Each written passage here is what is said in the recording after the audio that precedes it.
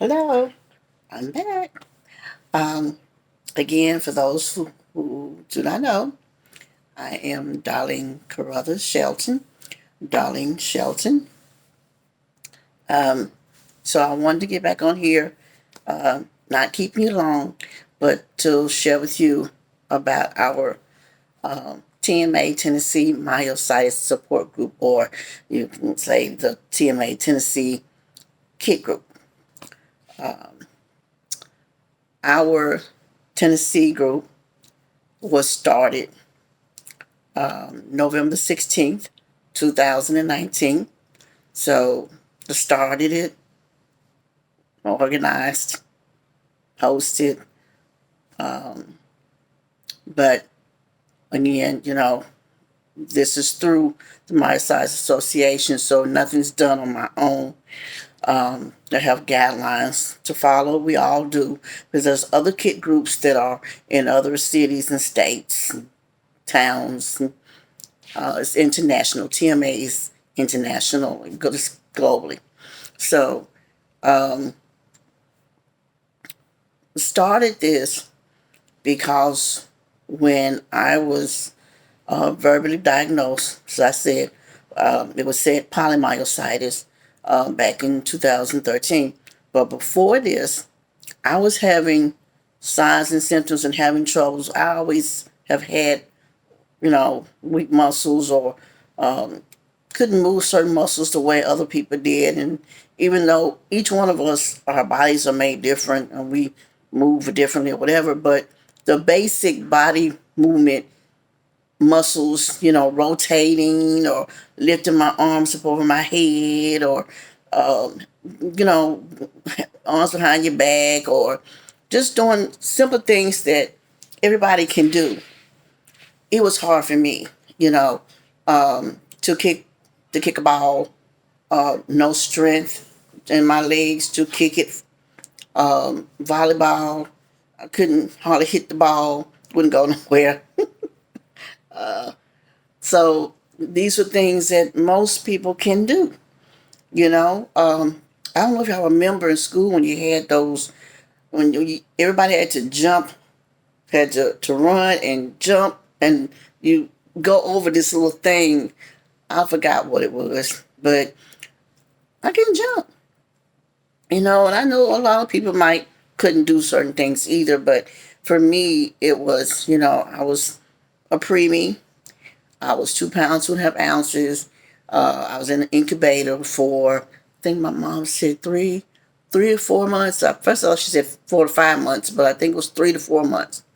Anyway, um, had a had a cast on my leg. I was about 2 or 3 months. I had my first surgery at 3 because I was born with a club foot. I also have scoliosis, and my right leg is a quarter inch shorter than my left. So with all that going on and no, just no muscles, I just couldn't move the way your body's supposed to be for a person who didn't have those going on. So at the time I didn't know, but by the time I was teenagers, I started noticing, back pains. I started having daily headaches that would turn to migraines. I had headaches a lot. Back, neck, up in here, in the back up here, where those are points of myositis. Um, my arms, you know, um, well, just call it, what is this? Your biceps, triceps, but all that hurt so bad. I'd be in tears. I remember around 14 or 15, my aunt had to massage me a lot. And she would let my mom know something's wrong, with Darlene. Her back hurts, a lot, But at the time, back then, just didn't go to the doctor because of that. And the parents just didn't. Well, some. But, so it just went from there. Cause I also did not have balance. never had balance, period. Okay. So, like, you be walking, well, I be walking, and like I just all over the place. I remember my mom used to tease me, Darlene, can you just walk in a straight line? They be behind me, but like, you all over the place. No balance and no muscle control. So, hey, but I didn't know why. Um, I didn't, I experienced drop foot. I experienced holding objects in my hand and know that I got it in my hand, and it just dropping out. Um, 2012, I I remember having a scope done on my left shoulder because I had trouble with bursitis. At one point, I couldn't lift my arm up, and so I had a scope done. And while going to physical therapy, um, I was, lifting a 1 pound weight. And all of a sudden, I'm just standing there lifting a 1 pound weight, and all of a sudden, got ready to lift up, and on my own wasn't doing it, and it scared me because I ain't never had anything happen like that before. And I tried, and it just wouldn't do. And then it felt like everything went down south. It's like just whoop. And I was starting to lean like this, and I called for, let them know something was wrong, so they had to help me to the table. Anyway, they thought it was my sugar, so of course they gave me a candy bar and a Coca-Cola. And, but didn't think nothing about that because that never happened before. So, then that next year, so that was in 2012. Then 2013, man, um, I remember I had a shockwave done, and this was in March. Um, let's see, probably the ending part of March. Um, I'm gonna say ending part of March or going into April. It was the ending part of March. I had a shockwave because I had bone spurs, and so, they had to put you to sleep and give you this whatever medicine or uh, whatever they give you when they put you under, um, and they give you something for pain or what. So, um, I remember shortly after that. Well, let me take it back. I had also had a cold, and I didn't tell my doctor that I had a cold because I knew if I did, that he wasn't going to do the shock wave. And I was coming to the end of it, but still it was lingering sort of. So I didn't tell him, but went on and did the shock wave. Okay, keep in mind a cold. Then probably about a week, going into a week after that, I started hurting really bad. It was about a um, week or two, just somewhere in that vicinity. I started hurting really bad, and this thinking is just the cold, the shock wave, and but then it got worse, and I couldn't hardly walk. I couldn't hardly get up. I'll be laying down on the couch, and I have my walking stick, and trying to push up from the couch. I couldn't hardly push up from the couch. And then later on, it's like it came so unbearable for me to even try to move. I didn't want to move, y'all. I just want to be still. Just want to be still. It was so excruciating to even get up to try to walk. And I took it as long as I could. I called somebody to help me. Now at this point, I couldn't walk. I couldn't drive. This particular year, I had to help someone to help me to the car to drive me to the emergency room. So anyway, they drove me to the emergency room, and they kept me. At first, well, they checked me, and they said, "Well, we're sending you home. We don't see anything."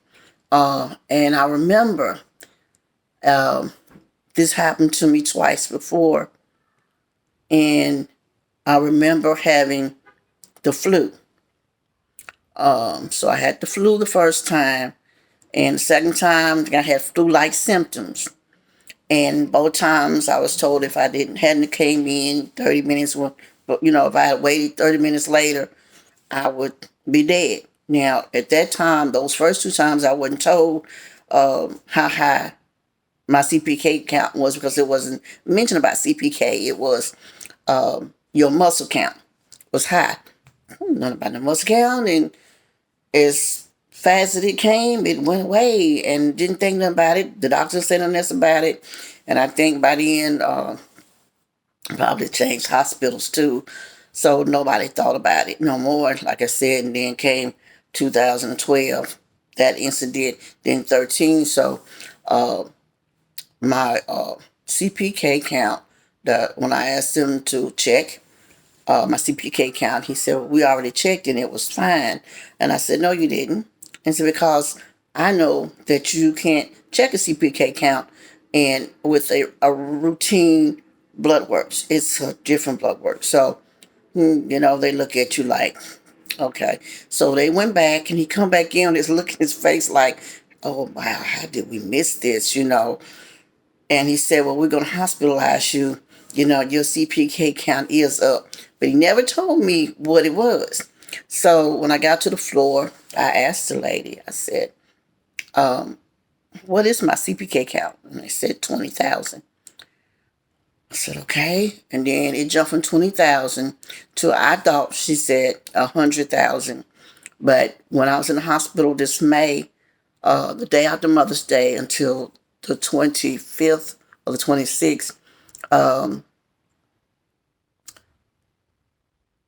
I was told that no, it wasn't 100,000, it was 200,000. So it's like, wow, for you to be here, you are really.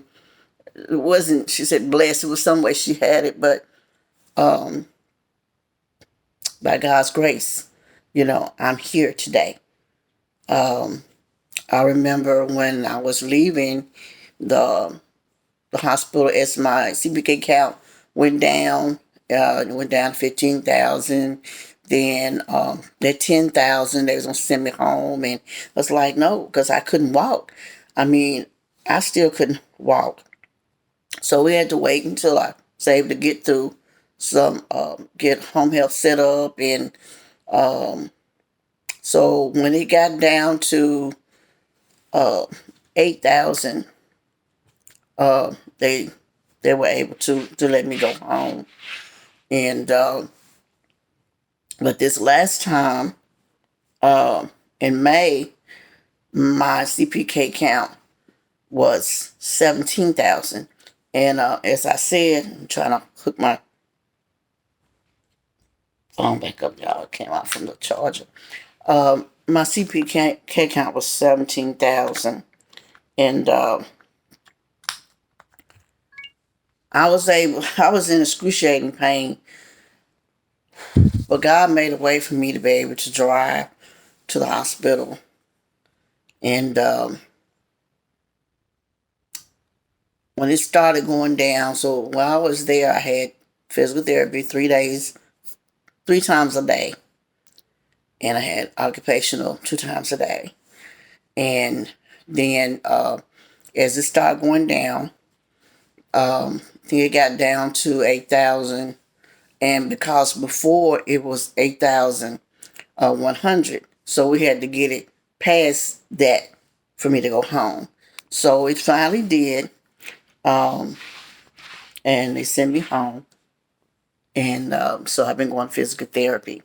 So as I mentioned in the video before, that this disease is rare, and it's inflammatory autoimmune disease, and this disease is very fatal, as I mentioned.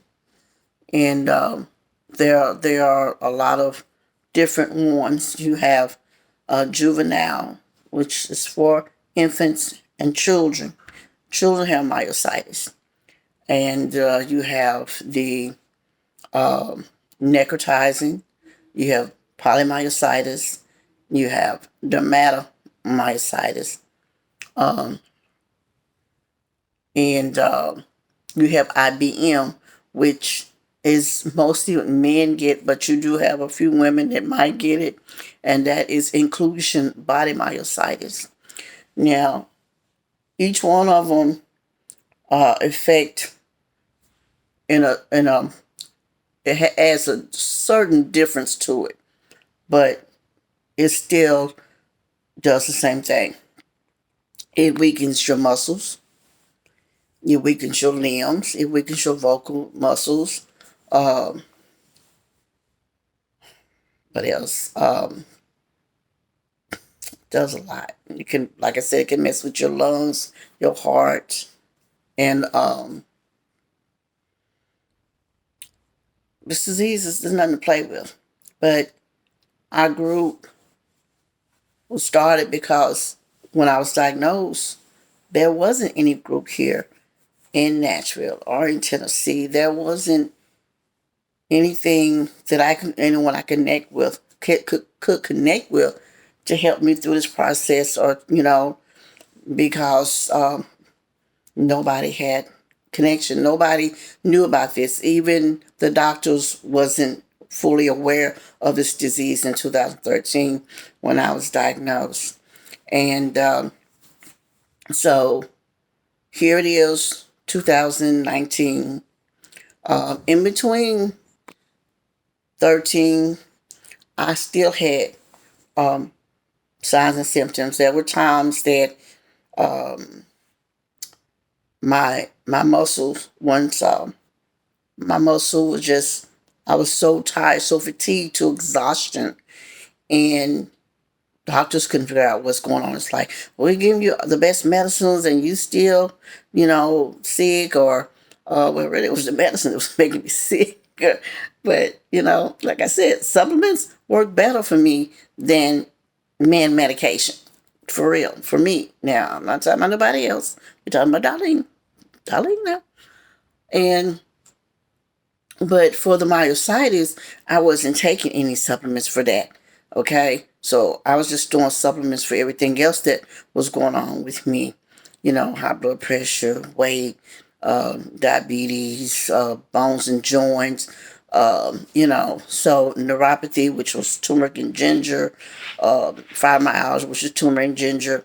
So, but those were things that worked for me. So my muscles would get to the point where I remember one day I was so exhausted I wanted to lay down. I lay down. But when I got ready to get up, it was almost as if an elephant was laying and straddled with his arms across mine, his legs, and his body's on me. I'm laying on my stomach, and I kid you not, I could not get up. I tried to get up the bed. It was like my muscles was glued to the mattress, to the bed. Only thing I could move was my wrist, and luckily I had the phone next to me because usually I don't. And I made a phone call because I was going to Bible study, and I couldn't make it. There were times in 2016 I had some things going on with my legs. I had so much pain that every step I make, it was excruciating. It's like, this was like nerve pain, and it was so bad that when I walked into the doctor's office, like, you can hear a pin drop because every step I took, I was grunting and crying. The doctors couldn't even touch me. Okay, but this doctor helped me in a great way with some things that was going on with my muscles. As I mentioned, I have scoliosis, and let's get some strengthening and some loosenings and some joints and stuff that has like fused together. Um, what else? But anyway, so that's some of my story with this disease. It's been a journey because, like I said, nobody gets you, nobody understands. You feel like you're alone, or you have people that tell you, well, you look fine. There ain't nothing wrong with you. You just playing. 1 minute you walking with the walker. 1 minute you not. 1 minute you walking with the cane. You leave in the morning with the cane. You come back in the afternoon. You don't have it. Or you don't have it in the morning. You come back in the afternoon and you walking with the cane. Well, I might be fine. As I tell people, I don't know how I'm gonna feel from 1 minute to the next. So I can leave out and wake up fine in the morning. I can walk out this house and don't have a walker or the walking cane. Well, not the walker, but the walking cane. Back then it was the walking cane. And then later on, I would be like, just, I'm hurting. I can barely walk. I have to have the walking stick. So, like, now, since I was in hospital this May, from, like I said, May the 10th to the 25th, 26th, I'm using the walker, my rollator, and I used the walking cane for short distance, like from the car to someone's home whose their house is not set up for a walker. They don't have a ramp, so or it's not big enough. So I have to take my time and walk with the walking stick. So, but the goal is to get to walk without either. So I'm working really hard, y'all, and doing the strengthening stretches, doing physical therapy. Like I said, I'm to get up to going to the gym on a regular, and but I sort of got off of everything. But the group is here. Was started, like I said, November 16th, 2019, and we had I have to share a picture, but we had speakers. Dr. Rex Bickers, who was a retired physician. He has IBM and he spoke. He's also on the board of directors at TMA, which is the Myoside Association. And we had one of the Vanderbilt's rheumatologists, Dr. Young, Jennifer Young. She was there with Dr. Bickers, and they, she filled in and talked some things, answered questions, and so that was a great meeting. Our meeting consists of being open to the public, to the community, and we share our stories. We share our strength. We share our hopes. We share our dreams. We share what we want to see happen. We share information with each other. Because something that one person may be doing might work for another person, and we will talk to our doctors about it, at least throw it out there to see. You know, professionals. We have professionals that speak. So our members share. They're speakers. They share. So you know, and sharing helps all of us. As I said, this is this is a we group. It's a our group. It's not a my I group. It's not anything to do about Darlene.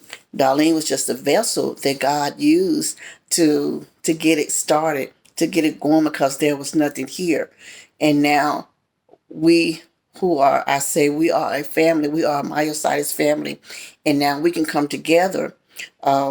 We were meeting in the libraries, and I want to thank Miss Youngblood at the Bartle Library because that's where we was holding all our meetings. And COVID came, and so we started doing Zoom. In fact, that the best thing for COVID that came out of for me was learning technology. So I'm having to keep up with this, and but so we do our Zoom, and like I said, it's open to the public, to the community. Caregivers are welcome, and a lot of caregivers are our members' spouses. But if they're not spouses, they're welcome. Anybody's welcome. And our group is friendly. We just love each other. We support each other. We encourage and uplift one another. We give each other, we empower one another. We inspire each other because I hear their stories and it gives me strength.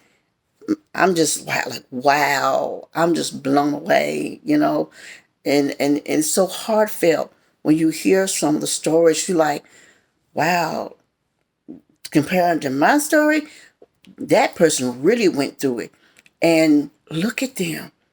Look at their lives. Look what they were doing before or during when they was diagnosed, because it takes a long time to be diagnosed. For some doctors, they can diagnose them just like that. But for others, because you have a lot of other health issues going on, it's hard to get that pinned down. Yeah, it's myositis, but let's see which one, or what else is going on. And so anyway, um, just to have something we can call home, where we can come together and connect with each other.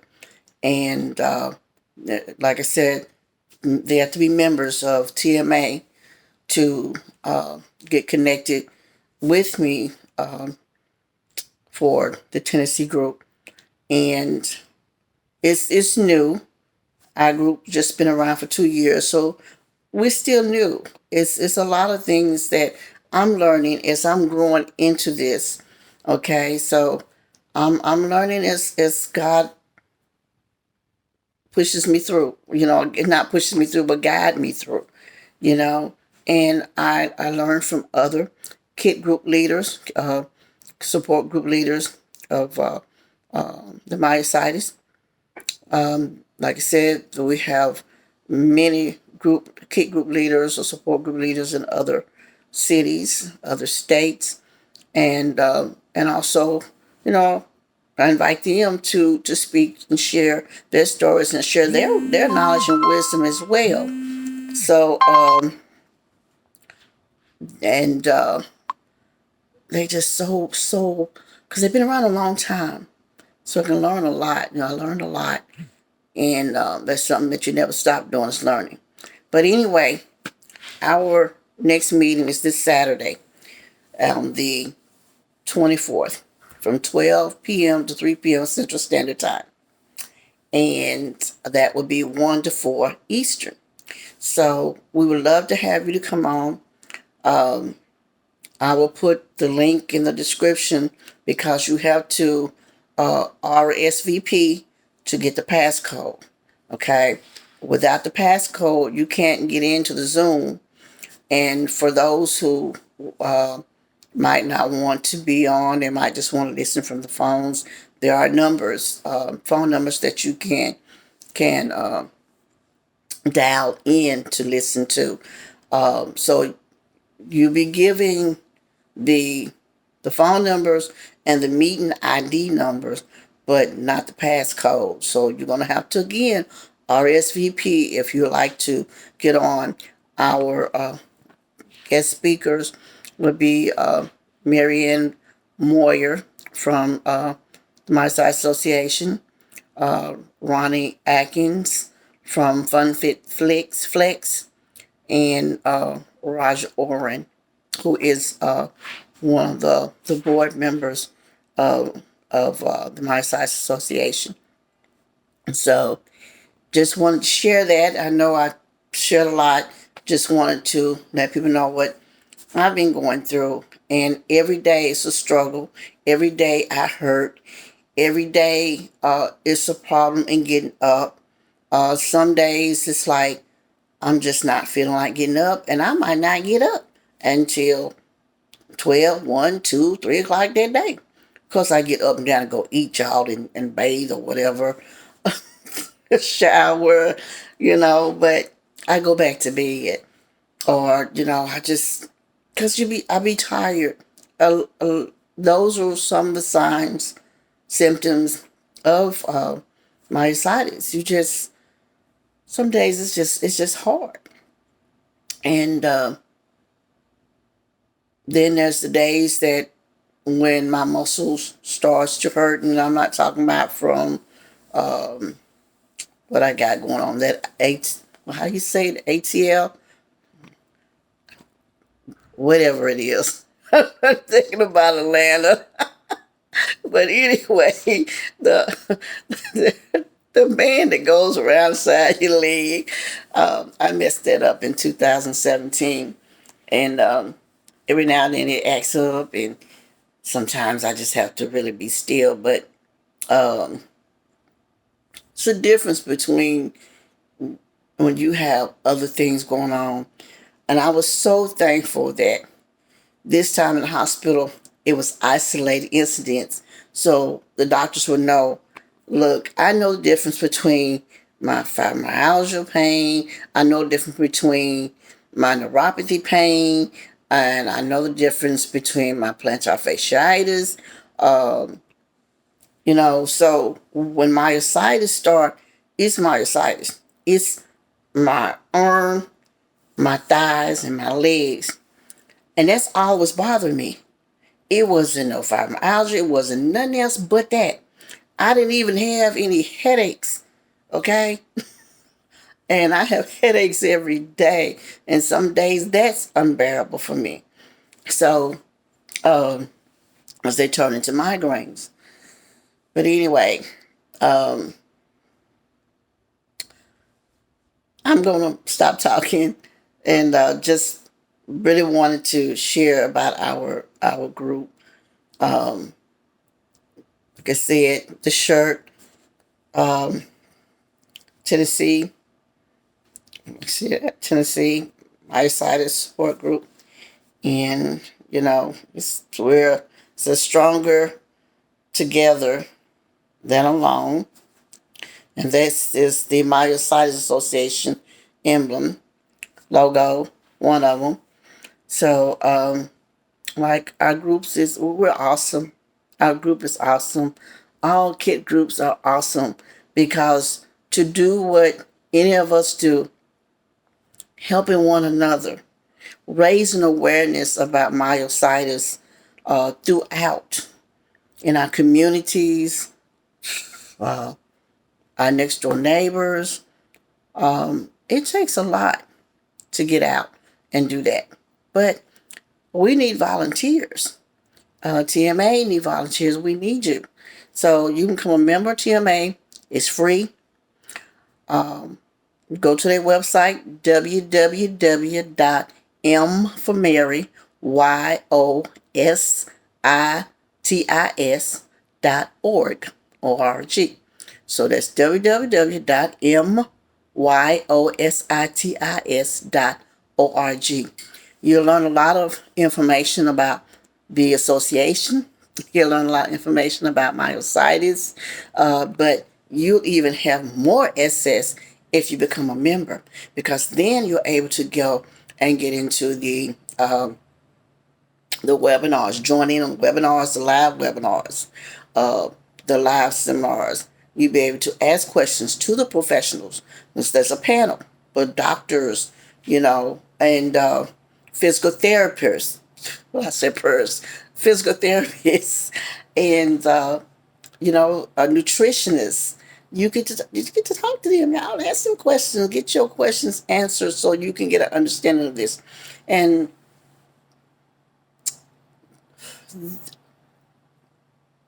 again, it's free. And education is very important.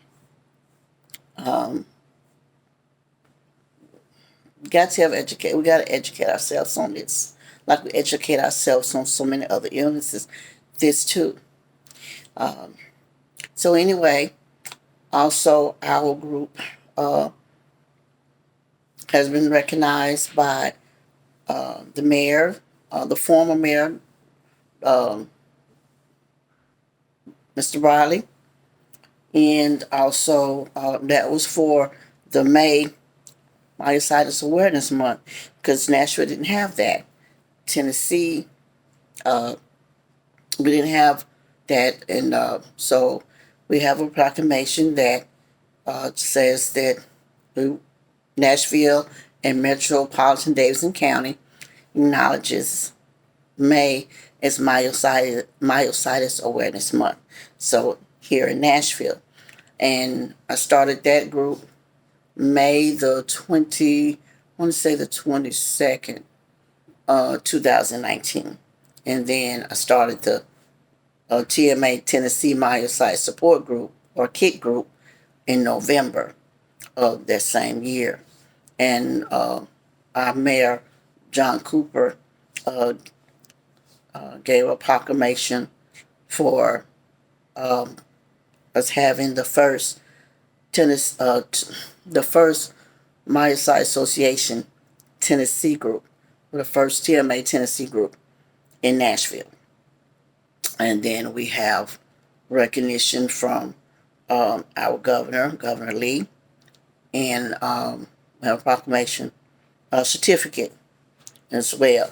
So I just want to let that be out there so you know this group is an official group and it has been recognized by um, our officials, those in authority. And this group is not my group. It's not Darlene's group. It's your group. It's our group. It's for us all to connect and just help each other. Be that listening ear when you're going through something. So I know there's lots of people in Tennessee and Nashville that has myositis, or you have an autoimmune disease. Because one thing is that this disease is in between, it's in, not in between, but it's the same category as rheumatoid, MS, and lupus. And there are people that have been diagnosed with lupus and was taking treatments for lupus to find out later on that they had myositis. So it can go either or. Um, but I just, just want to share that. So our meetings are free to the public. It's free. It's no charge. We're hoping that soon we'll be able to start coming back together and meeting at the library. Um, I miss that togetherness time when we talk. But Zoom is great because then we get to see so many other people as well. Um, so anyway, that's about all I wanted to share. So remember, our meeting is this coming Saturday, uh, July the 24th, from 12 p.m. to 3 p.m. And I will put the link below. Again, RSVP if you'd like to join in to to our meeting. And Lord's willing, uh, things will continue on every 3 months. And I'd like to throw this out here.